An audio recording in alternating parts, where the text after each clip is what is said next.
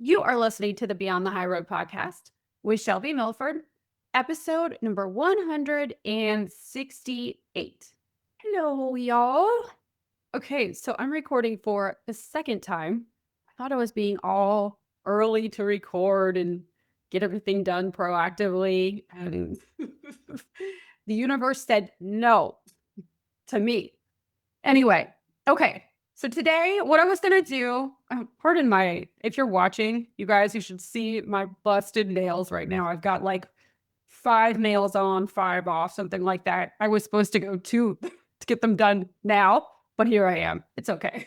It's all not a problem. Maybe there's a reason for it. Anyway, so today we're gonna be talking about.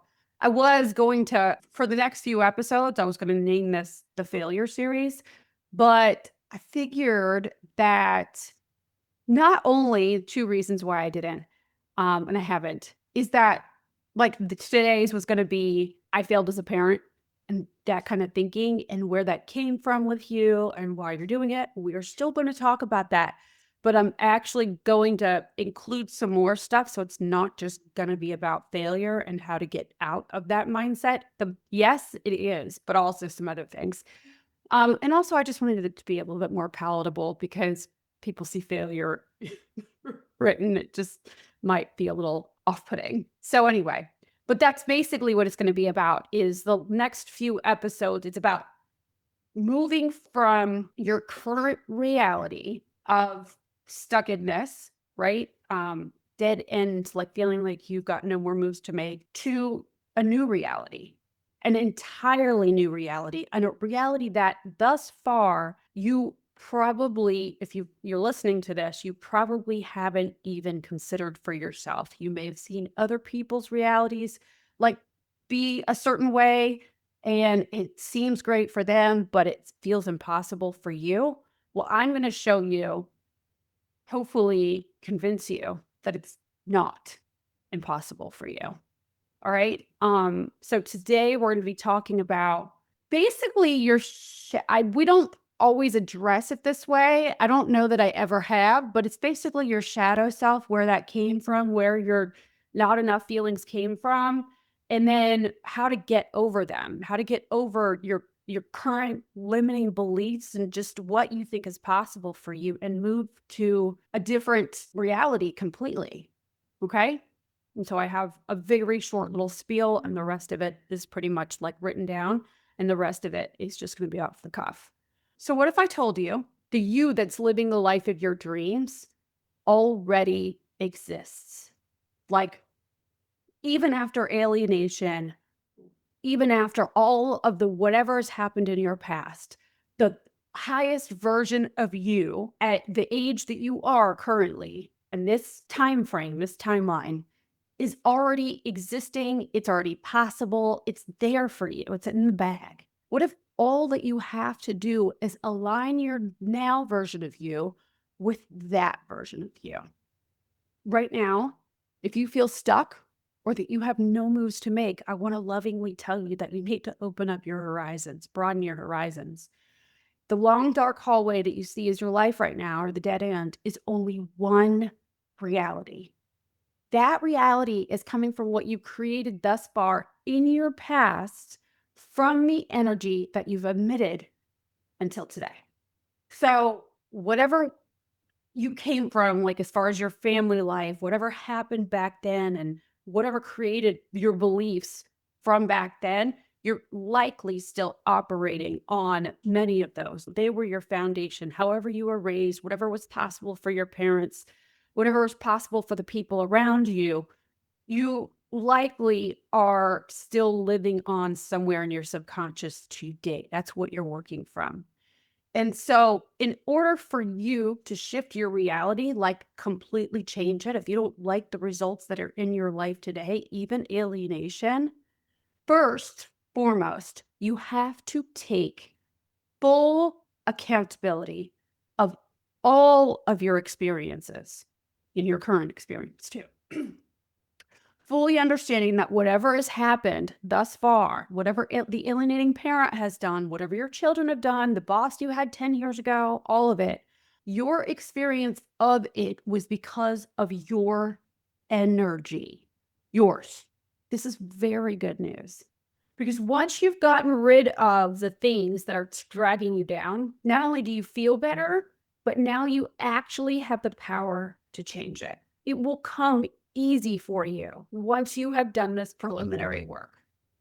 I have talked about this with you guys in different terms than I'm using today, but we're going to try a different angle. You just need to take some steps. Up until now, you've likely had your focus placed on all the wrong things. So, whatever it is that you want to change, you can do it. And like I said, it will be easy. The steps are easy. It's possible. It is more than possible for you to shift your reality and start living and start creating the life that is worthy of you.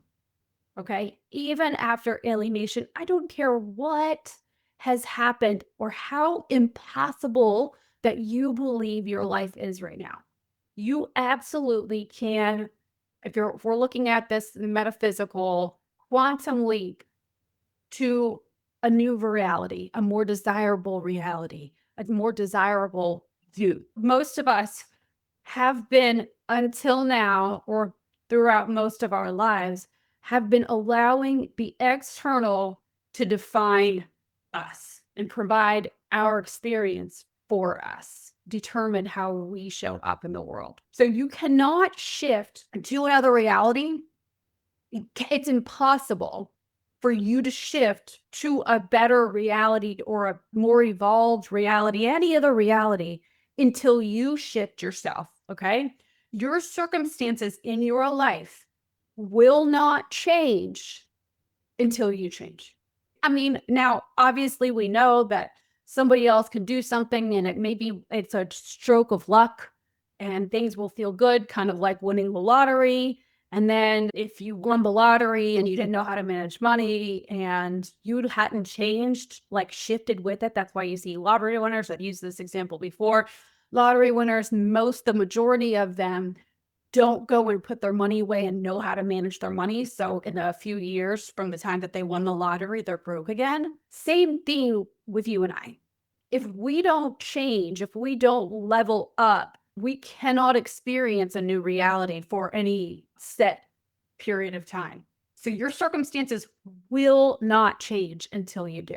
So if you're waiting around for the world to change, for somebody to come and save you, I definitely was there. I thought, if you listen for a while, you know, this is my story about how I truly believed that I would get a knock on the door one day and my ex and his new wife, the stepmom, would be there on the other side of the door apologizing and telling me how sorry they were and that they wanted things to go back to normal. I truly believe that had to have happened once I changed the few things in my life, like my behaviors. I thought, well, that will get rewarded. I think I was listening to Joel Osteen back in the day, and he always talked about, like, well, if you change some of your behaviors, then that will get rewarded. And that's what I believed, right?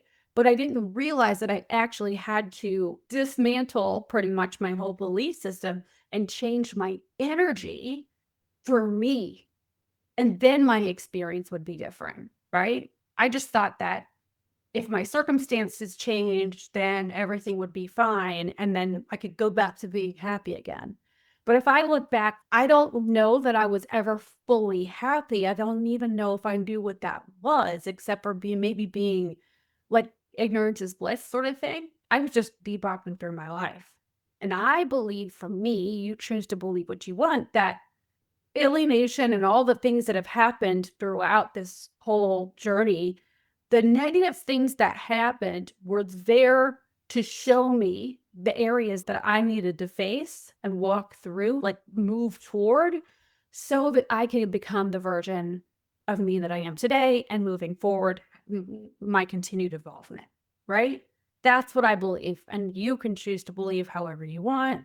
But back to what I was saying, of course, I just went off my notes. I depended on the world around me to dictate how I felt, how I acted, how I dreamed, even, right? Whether I dreamt, actually, because before, if you've heard me talk about that, I never actually did dream from the time I was a kid, like dreamt about what I wanted in life, because I never I was so in living in the pocket of the people around me, starting from when I was a kid, that I didn't know how to have dreams of my own. I thought that my dreams should be whatever somebody else wanted, right? Maybe some of you, I think now that the more clients that I have over the years, the more that I realize, and other people have told me that that was a similar experience for them too.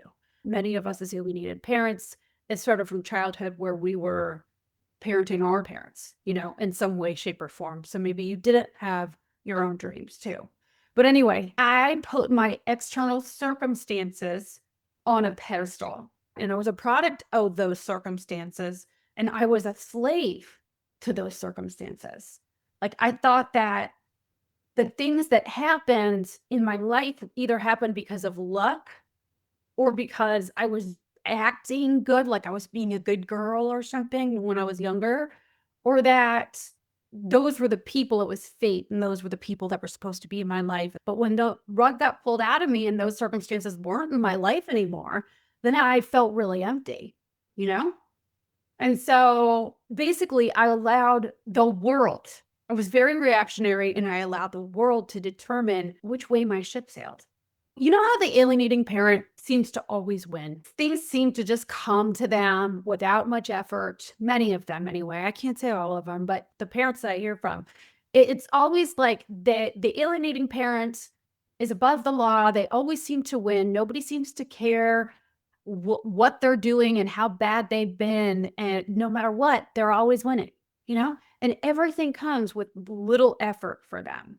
This is mostly because, and I'm sure many of you thought about this before, this is mostly because they believe that they can. They are so audacious to believe and to behave as if that they can have and be whatever and whoever they want. This is also true for highly successful people, you know? I think for the alienating parent, though, they have this, what I'm talking about here, to a dysfunctional degree. And there's more actually to that, but I think that that's for another conversation on a different day, because I don't want to focus so much on the alienating parent. That's really, they're not our focus. But I also know that many of you get so upset because how is it that they always win? How do they do it without hardly any effort? They just command attention and people just listen to them no matter how crazy their stories are. People believe them. But also think of other people in your life or that you've witnessed who just command attention. People that you respect. They walk into a room and it's like they're floating and they're magnetic. I was just watching that Eddie Murphy special recently, like, I don't know, last week or the week before. My coach had recommended it. And anyway, the one thing that I took away from that is he believed from the time that he was a little, doesn't even drink. He never drank, partied, whatever, even though it was around him constantly back in the 80s. And he'd say, no, thanks, I don't want it, because he loved himself so much that that was never even a consideration for him. But he also said, what stood out to me is that he believed from the time that he was a little kid, he wanted to be famous. That was his dream, is I want to be famous. I want to be famous. And he believed it in his bones. There was never even a question that he wouldn't become famous. And you hear about this. And of course, he went on and he did what he did. And he's been such a, like, probably the most successful comedian. It's true for anybody, most people that are highly, highly successful. And I'm not talking about just famous people, but any highly successful person, in order to become successful at whatever it was, I mean, you get the occasional person that just sort of fell into it and it became luck. But then once they got into it, they fell into it at first, they believed all the other things were possible for them. Because if this was possible, then anything else could be possible too. It's all about belief. All the successful people, they believed, they were so delusional to believe that they could do it. And that's all you need too. But if you have your old programming going on inside of you at all times and your behaviors and what you're surrounding yourself, and I'm going to talk about that in a minute. If you have that going on, telling you that you can't, that you failed, this is where the failure comes up, that you failed as a parent, that you're not good enough, that other people have it better, that you should have had better upbringing, better support, better guidance, blah, blah, blah. Of course, you're not going to be successful. Does it make sense? Because you're not believing in yourself. And so you will stay in this stunted, no choices. I have no moves to make. I'm down a dead end. It feels like a dark hallway. Or like my example, the picture in my mind way back when was standing in the bottom of a pit with no exit doors or windows or anything, no ladder. I was stuck down there. It was very dark, because of what I was believing. I was always waiting for somebody to come save me. Always. I just needed a break. I just needed somebody to save me, somebody to mentor me. And I know I've talked to you guys about this before, but for those of you that are new here, I've been here. I've been where you might be at right now. My today life, I am a completely different person as far as the way that I carry myself, what I believe is possible for me. And that's what I want for you. So anyway, for the people who are highly successful, what I've noticed with them too is that they can make the distinction between their own selves and somebody else. What I'm talking about is they have and hold really defined boundaries, inner boundaries and external boundaries. If you have really good internal boundaries, then you usually don't have to express them very much. You don't have to say them to other people. It does happen where there's like, hey, that wasn't cool. Let's not, if you do that, then I'm going to not be around you or whatever. But most of the people, have you ever seen or do you know people in your life that just walk into a room and they're just magnetic? They command respect, attention, and they also don't take any shit. But they don't need to tell people that they don't take any shit because it's just felt. It's because their inner boundaries are so defined. Because they exude self-respect, which causes other people to sort of fall in line. This happens because they're not looking outside of themselves for others to define them. They know who they are. They know where they're going. They know what they want. They've done the work around that. Some people were brought up with that. Yes, that's their walk. So for us, at least for me, I know, and if you're listening to this, then our walk is facing all of this, like walking through the fire. How many of us Google the same question or the same issue over and over and over again, expecting some different result to pop up, the perfect answer to come to us? It's where I just remember feeling like if I could just find the answer, not to just alienation, but to all the things. If I could just find the right attorney, if I could just find the right, crack the code to all the things. I was always searching for something outside of me. And it came from, again, that really neurotic sort of energy, like the needing anxiety, anxious sort of energy. And that had me, it was almost like I was constantly, and also I've always been somebody that lost my things, my keys, my purse, my school books back when I was a kid. I lost stuff all the time, clothes, whatever, because I was living so outside of my own body and dropping things places and then constantly searching for those things. I was always on a search for something. But then I realized that I am the answers. Not only do I have the answers, I am the answer. I'm the solution. And I determined all of it. This actually reminds me of an episode that I did a while back about the things that I learned from Dan Sullivan, but I didn't name it that. I forget what it was. But the gist of it is that you were the author of your life. You determine it all. Like, you're not a character in the story, some supporting character, not even the main character. You are the author and maybe a character, but you're the author. You write it. You determine every part of it. And when I realized wait, I'm not just some character that somebody else is writing, that the alienating parent is writing, that my mom wrote, that my dad was writing, none of them determined it. I am and will always be the author of my own life. I can determine exactly what I want to happen, where I want to go, how I want to feel, how I am feeling, all of it.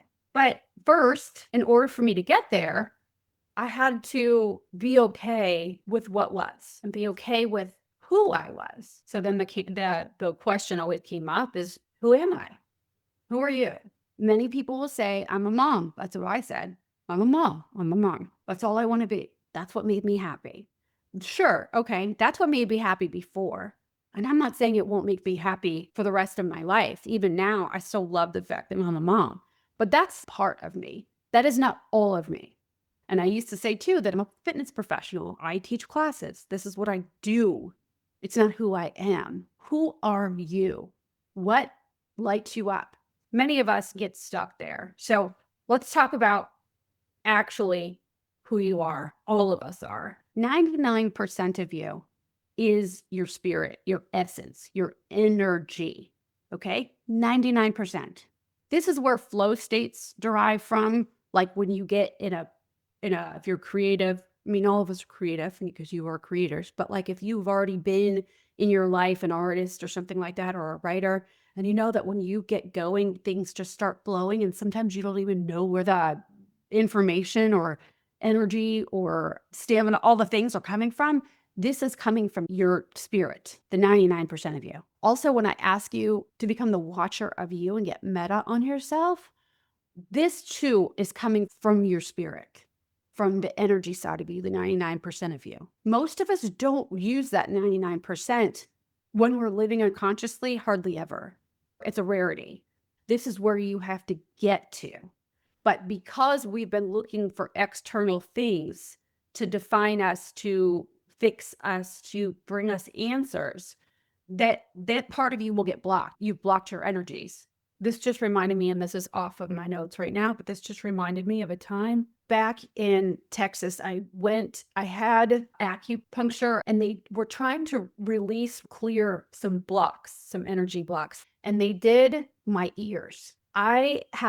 This is what they told me there. This was at a medical facility. This wasn't at like some place in a strip mall. Not that there's anything wrong with those places, because I think that those places are sometimes better than the medical facilities. They did this ear and then they did this ear. And by the time they got halfway down this ear, I went into, and I never had one in my entire life, I went into a seizure. I passed out and went into a full-on seizure on the floor, shaking, convulsing, my eyes going in the back of my head. They said there at that facility that I had so many energy blocks that's what happened as a result. Crazy, right? Because I was living as a product of my environment and holding on to so much trauma, which was blocking me. So many judgments of myself, so many harsh judgments on how life worked for me. That was blocking my energy. And so until I started to face my own fears, my thoughts, my beliefs, all that sort of stuff, I wasn't allowed to go back to that facility. That's what they didn't say it like that, but they basically told me, you need to, all the things that you're avoiding in your life right now, you have to walk towards them. You have to stop hiding from them and avoiding them. So then the other 1% of you, just one measly percent of you, is your mental, your thoughts, your beliefs, your physical, like your body, 1%. So when you want something, you have a goal, you decided on some goal that seems crazy, that's where I always want you to go, to somewhere you think is impossible for you. You need to align both your spirit and your mental, the 99% of you, and that other 1%. The 1% is absolutely necessary because that 1% is your physical being. It's who you are here on this earth. I know it might sound a little woo, but it is, I promise you, this is, if you step into this mindset, knowing that there's so much more of you that is probably untapped, and it has to do with it coming from a source that feels easy, flowy, and like plentiful, like infinitely plentiful. Have you ever heard about people that like all of a sudden know a new language and they don't know why? Or maybe their profession is one thing and then all of a sudden they know math problems or crazy complicated stuff that they never knew that they knew when they just got into a flow state. This is it. This is why. I just want for you to consider, like, push the walls out, like I've talked about before with you guys. Push the walls and all the limits that you already have on you and start to think really big, because the power that you have inside of you is fucking magnificent and would blow your own 1% of you mind. If you don't know what you want or what you want to create moving forward, and you feel like when somebody asks that to you, or when I pose the question throughout this episode to you, if you feel kind of drained or directionless, want to throw your hands up, or it feels frustrating to you, it makes sense. And I used to feel the same way. This is happening because you're probably still in survival mode. You're living in primarily fear. I talked about recently with you guys that I asked my clients in the first few sessions, what are the top 3 emotions? Like, what are the most common emotions that they feel on a day-to-day basis, or even in the last week? Most of the time, those, if you're coming from survival mode, they're fear-based emotions. Scarcity and lack, shame, maybe feeling like they're not enough, and anger or frustration. If that is you right now, where you notice that the thoughts that you're thinking on the day to day, or that you're putting a cap on where you can go and what you can do, or maybe you feel like how I was saying earlier, where you feel like life is over, what's the point? Why even try anymore? Or I can only do this much. I can only make this much money in my life. I can only do this career. Like the sunken cost mindset, where you're like, I've already been in a relationship for this long. I've already invested this much in this person or this profession. It would be crazy for me to try to jump and do something else and create a different reality for me. And I probably couldn't do it anyway, right? Many people are there, especially coming from what we have. So it makes sense if right now it feels exhausting for you to think about what you actually want, like your true desires. Maybe it just feels like there's a complete detachment from it. It's like, I don't know what I want. I just want to make the rent or my mortgage. I just want to get my kid home. If that's where you land, then it would be really helpful to finish listening to this episode, because I'm going to give you some steps. Okay. All right. So if you're feeling zapped of energy and you feel like maybe your top 3 emotions right now are exhausted, frustrated, and defeated. Okay. It doesn't have to be those emotions in order to do step 1, but you have to get your energy back. Like, not just how you're feeling on the everyday basis, like whether you've got short-term energy, now energy, but I mean your actual true 99% of you spirit back. Okay. Because, like, for me, I had shut that part of me down. I don't even know, probably from back when I was 5 years old, when that first abuse happened with me, like the first time. Probably then. In fact, now that I say this out loud, I bet you that's when it was, because, and I have done the work around this, but I never worded it like I am right now. Um, I can remember pictures, photographs of me from before the abuse happened and right after the abuse happened. And the difference in who, like where I stood in photos and the look on my face, I became very angry and shut down. I changed my whole personality, kind of everything, like my persona, what I showed people on the outside. I wanted to be, anyway, it's isn't for another episode. But if you've been in survival mode, you've determined that, yeah, that's probably where I've been. I've been in extended freeze for who knows how long, or you don't know what you want. Look back, and I'm not trying to make you go and relive all of your life here, but it would be really helpful to go back and find where all of this stemmed from. This part can just take 5 minutes. You want to get that energy back, but you hear me say this all the time. I think I said it last week or the week before. We cannot move through what we don't understand. Maybe it was in the happiness episode, which, by the way, I did that happiness episode for you cerebral people out there that really like to understand and hear stats and overthink through things. That was for y'all. In the next couple weeks, we're going to be doing the work on the energies so that we have both and we can integrate both the 1% mental and the 99% energetic. Okay. So your first step, step 1A, okay, is to get your energy back by, you ready for it? Sitting in silence. Nobody wants to do this step. Nobody that's come from trauma, many of you anyway, but sit in silence and get comfortable being with you is step 1A, and detach from your thoughts. Detach from the old beliefs, your old energy, and the old you. Like I was talking about earlier, you have to be willing to divorce everything you are, make the separation feel the space in between energetic you, the new energy you. I mean, it's always been there, but like the fullness of you and the old energy you. Started at 5 minutes and really work up to 20 minutes of doing this daily. 15 minutes is fine. Get to a place where you feel okay being in your own skin and closing your eyes and actually feeling your energy separate from the old you.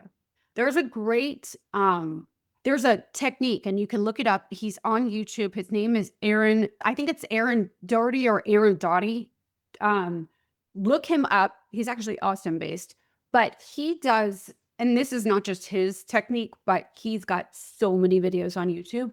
Look up the frame technique, the magnetic frame technique. This would be a great exercise to start what I'm getting ready to tell you today to get the separation. It's a visual thing. You light a candle and you, on your inhales, you focus only on the candle, and on the exhales, you focus on the peripheral.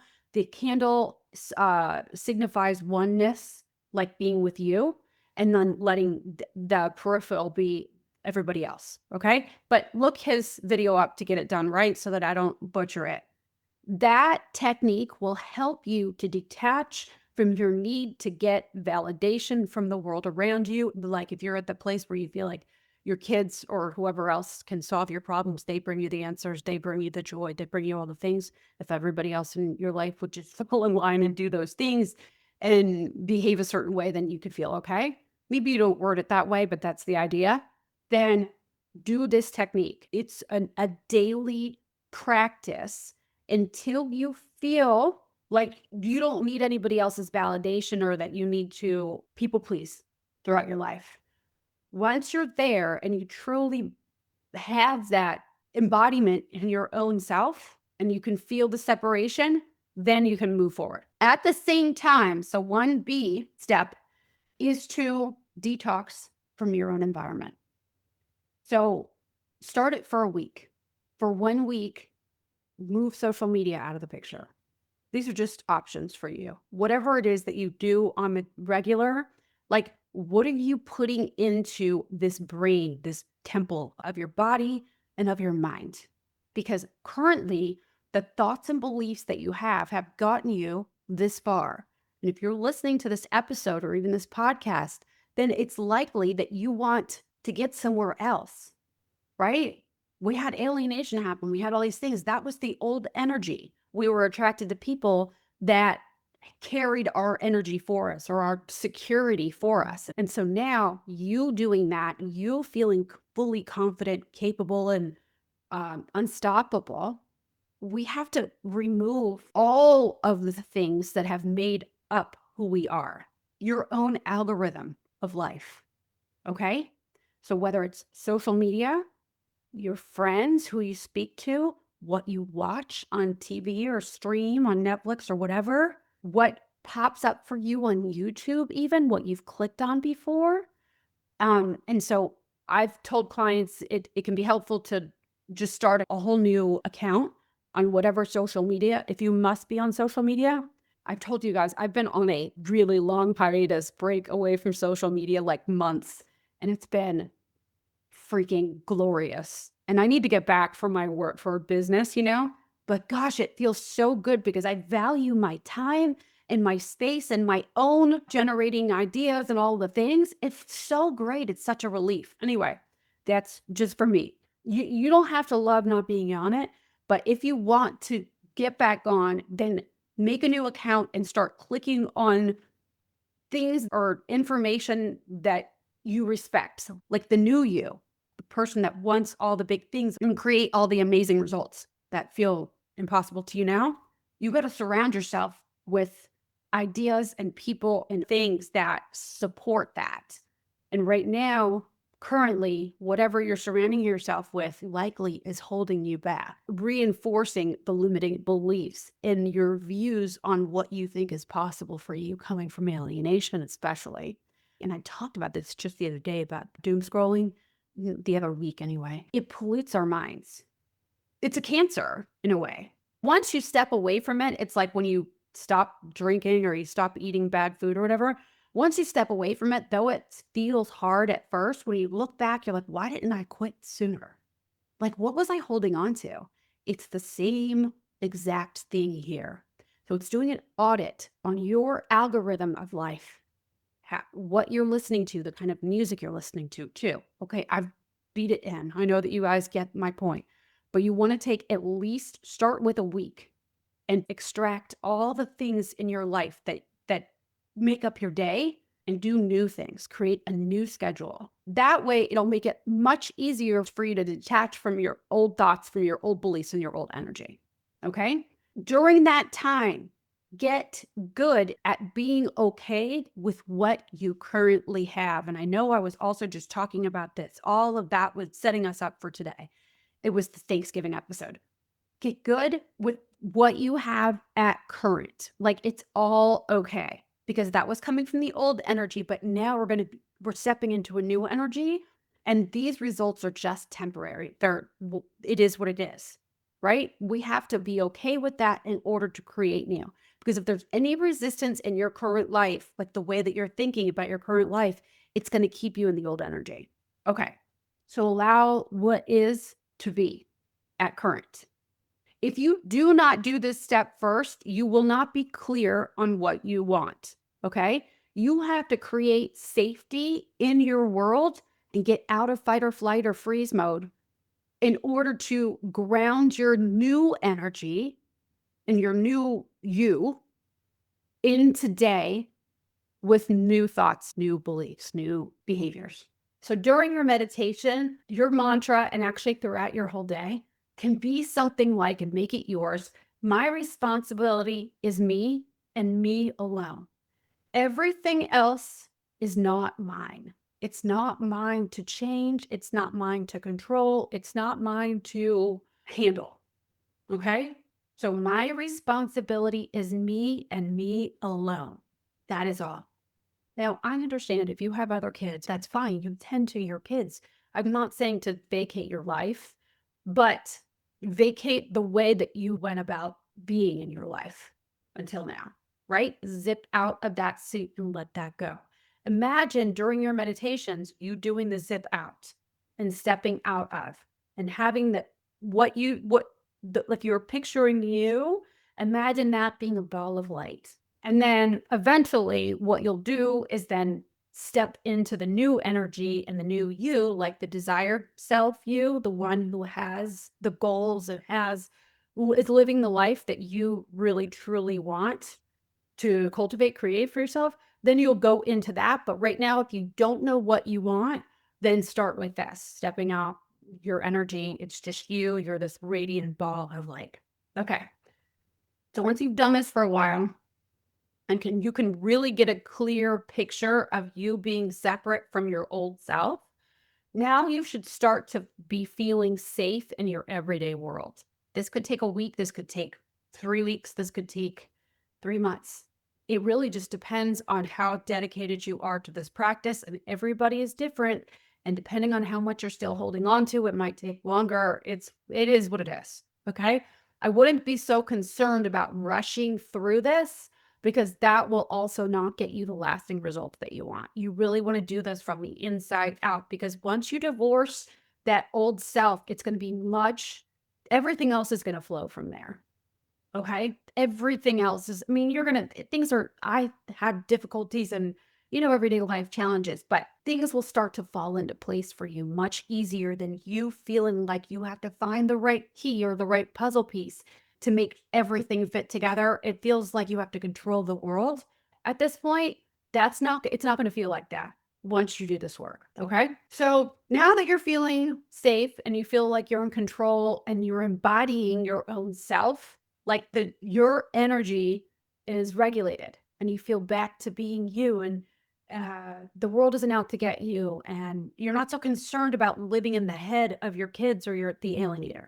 Well, that was really the key for me. Once I realized that how they thought, how they behaved, how I behaved, how that was going to affect them and all the things. That didn't matter anymore. I gave it zero energy, not because I was being aloof or being defensive, but it was like, it's okay. Then that was a good clue for me that I could start moving to the next phase. Okay.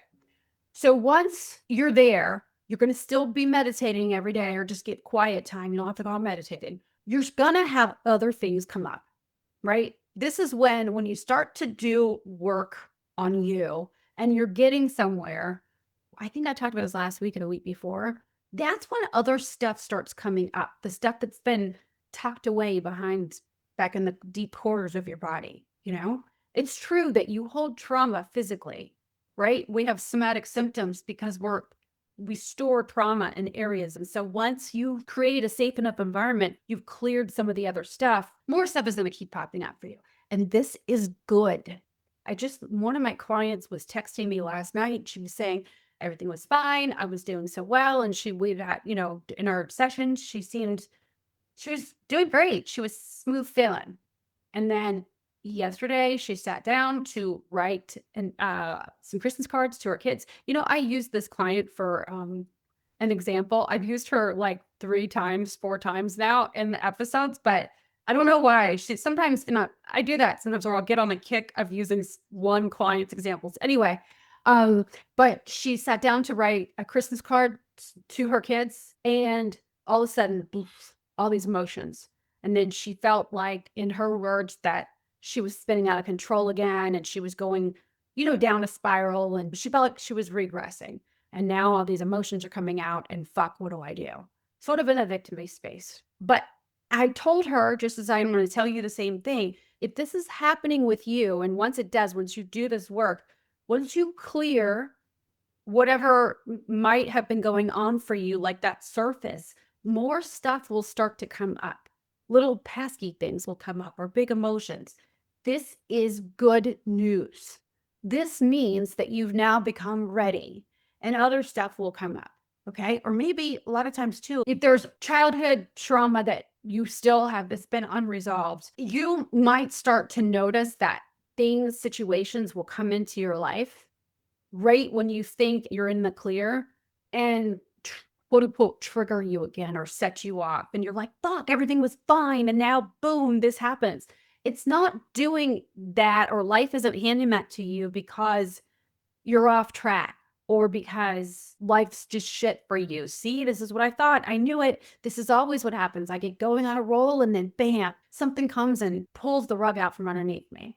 This is normal because, again, it's an opportunity for you to face those things. These are like the deeper things, that your deepest challenges will come up. The further that you get to your goals, or to where you want to be, the deeper stuff will start to come up. The ones that are harder to process through. So back to where I was saying, notice your thoughts of scarcity, of unworthiness, whatever it is, and question them when they do come up. So one, like, where did whatever thought, feeling come up from? Okay. Let's say you carry the belief that you failed as a parent. That one stems from not enoughness. And usually thoughts of not enough stem from childhood. Like, the first time that you experienced not enough was likely when you were little one. And then you carried it throughout your life until today. So if you can remember when that feeling of not enough occurred to you for the first time as a child, or whatever the most standout incident was, or time period, what was it? What was happening? This is the shadow work that I was kind of referring to. So like, if you were, as a kid, if you needed to work for love because you didn't get it from those around you, or when your parent didn't recognize you or validate you, it didn't feel safe to believe that it was. And I've talked about this too when it comes to our own children, right? But as a kid, you weren't loved by your parents. That was the feeling that you had. Maybe you didn't say that as a kid, but you didn't receive the love that you really, really craved. So at that time, the only thing that felt manageable for you to think is that you are unlovable, which is a painful as fuck feeling, right? To think, well, it must be me. I must be unlovable, or I'm not worthy, or I failed at being their kid or something. But that feeling, though painful as hell, or that belief, felt much safer to you than for you to say, my parents are not loving parents. Because if you think that your parents are not loving as a little kid, then that means that they're not going to take care of you.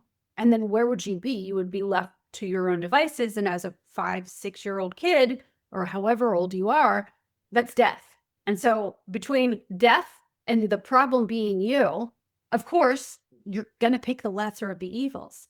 And so what happens is there in that moment, you become a perfectionist or you become a people pleaser, even though it's clearly your parents' issue, right? Because they're the parents, you're the kids, they're supposed to love you, nurture you, and bring you up and do whatever. But you couldn't have had that belief because that would have meant death.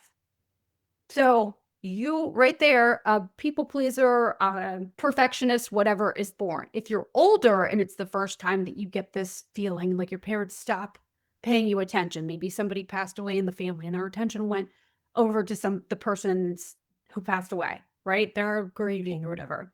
And if like you are a teenager or maybe preteen and all of a sudden love stops coming to you, you may not go to perfectionist. You might not go to perfectionist or people pleaser. You might instead get angry. And that's your so you'll push unworthiness, shame, whatever else into the shadow.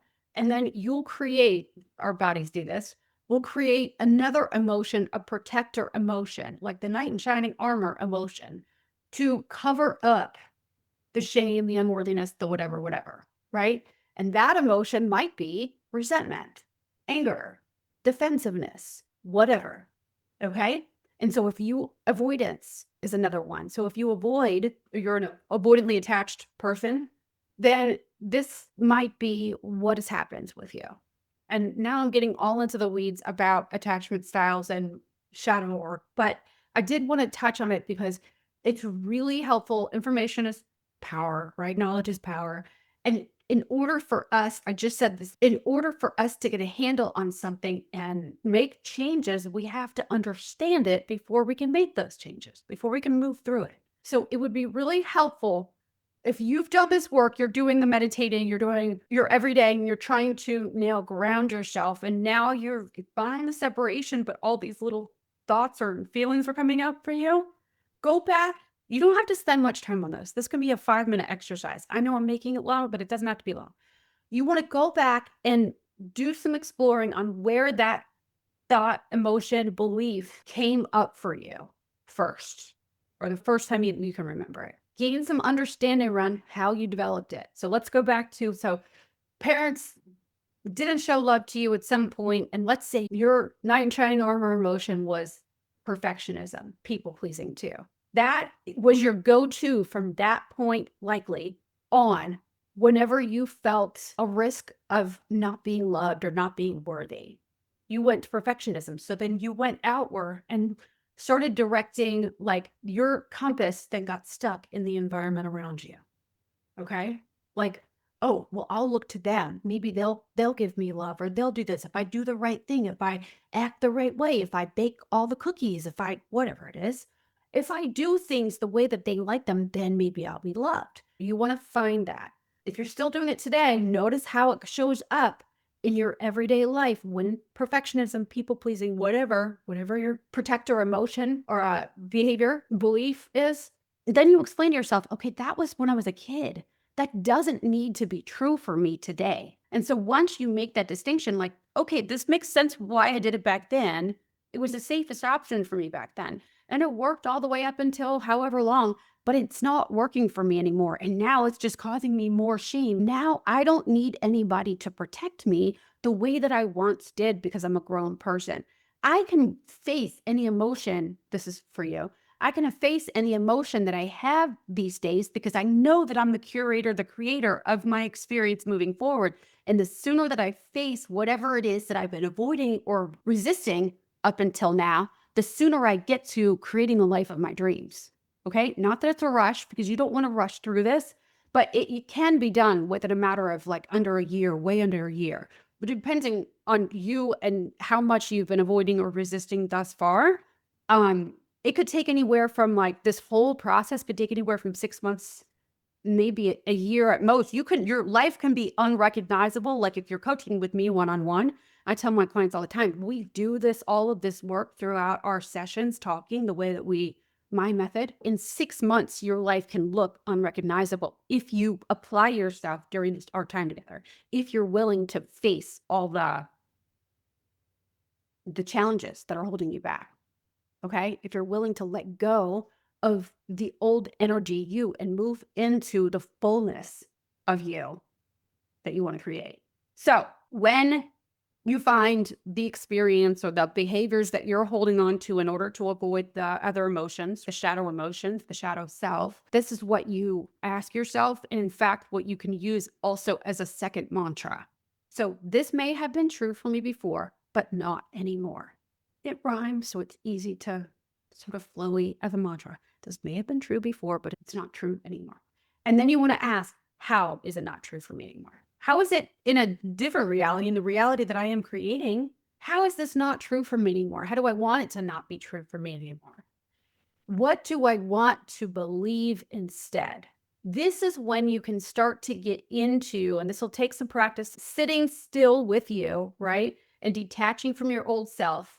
Because if you try to come up with the idea of, like I was kind of saying earlier, if you try to come up with the ideas for what lights you up and where you want to head, coming from the old self, coming from all your fears and all your covered up shame and all the things, this will not work. This exercise, this practice will not work. You will find yourself frustrated and exhausted, and you feel like your energy is, though it's already zapped, it'll feel even more zapped. It'll make you avoid more things, and you're frustrated with everything. So if you still feel clueless and you have no clue what you want and where you want to head, then come back to this step, the meditation, and imagining being detached from the old self. When you feel safe in your environment, when you don't feel the draw to get attention from the external, that's when you can move to the next phase. And so step 2 would be to write down all of your new beliefs, all of them. Write them down. And now I've heard it before to like draw a stick figure of yourself or draw a real picture if you're an artist. You want to put this somewhere where you actually will see it. And right next to yourself, who the little picture you draw, you want to write down, fill in all of your new beliefs, all of your new desires, like the physical desires that you want, goals that you have for yourselves, new feelings, like the top 3 emotions that I was talking about earlier are usually fear-based if you're still living in the old self. Now, how does the person you're becoming, how do they feel on the everyday? What do they look like? How do they act? And I've talked with you guys about this many times over. Who do they speak with? Who do they like hang out with on the other day? What kinds of shows do they watch? If they watch any shows at all, what kinds of content are being put into their ears, this new version of you's ears? All the things that this new version of you is written down on a piece of paper so that you can see them every day. And then you want to do your meditations now, shift from zipping out of the old self to, yes, you watch yourself detaching from the old self and zipping into the new self, how they look, how he or she looks, how all of the things that you've written down, you imagine stepping into that new you for good. And you do that practice all the time too. You want to live it, like create that new reality for yourself in your mind. What does a day in the life of your new self look like at the goal level, at the highest level? What does that look like for you?